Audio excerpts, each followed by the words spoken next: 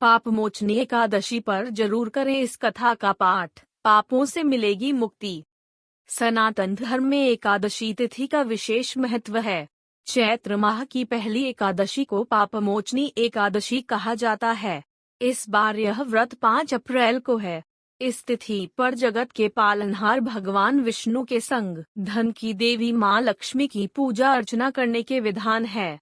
साथ ही जीवन में सुख शांति के लिए व्रत भी किया जाता है। मान्यता है कि साधक को पापमोचनी एकादशी व्रत का पूर्ण फल कथा का पाठ करने से प्राप्त होता है। इसलिए इस दिन पूजा के दौरान पापमोचनी एकादशी व्रत कथा का पाठ अवश्य करना चाहिए।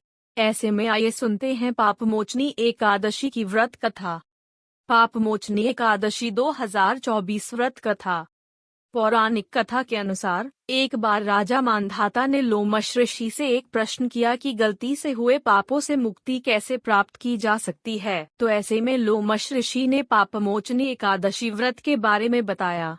कथा के अनुसार एक बार च्यवन ऋषि के पुत्र मेधावी वन में तपस्या कर रहे थे। तभी वहां से एक अप्सरा जा रही थी जिसका नाम मंजूघोषा था।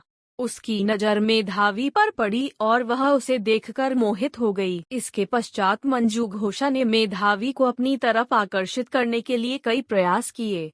इस कार्य की मदद के लिए कामदेव भी सामने आ गए। तब मेधावी भी मंजूघोषा की तरफ आकर्षित हो गए। ऐसे में वह देवों के देव महादेव तपस्या की करना भूल गए।